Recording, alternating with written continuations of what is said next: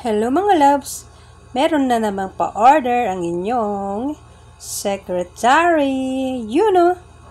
Gumagawa nga pala ako dyan ng dough at ayan ang nakagawa na nga ako. Kaya naman, hinuhulma ko na ito bilang isang palitaw with yama filling.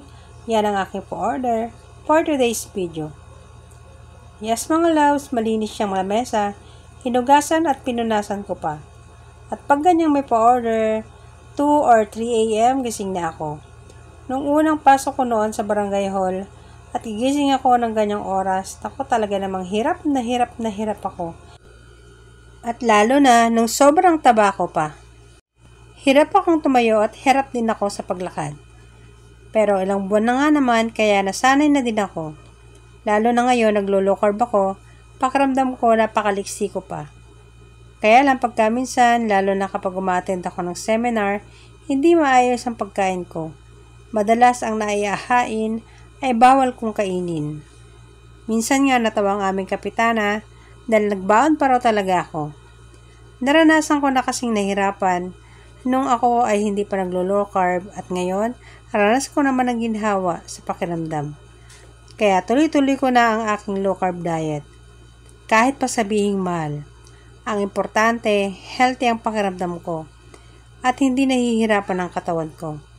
Sa ngayon, 2 months na ako ang hindi kumakain ng kanin. O diba, nakatipid na si bigas si Art My Love So Sweet. Charot! At ito nga pala ang aking creamy maha blanca. I-slice ko na at baka i-slicein pa ng iba. Charot! At ang daming mais mga loves. Siyempre, hindi pa natatapos ang pag-i-slice ko dyan dahil lalagyan ko pa yan ng cheese at corn ulit bilang toppings at dahil nga fast forward na naman at ito naman ang aking creamy spaghetti o diba puro creamy at ayan kitang kita sa pagka-creaminess at hotdogness. Charot! At isunod na nga naman natin ang maha at isunod naman ang palitaw with yama filling.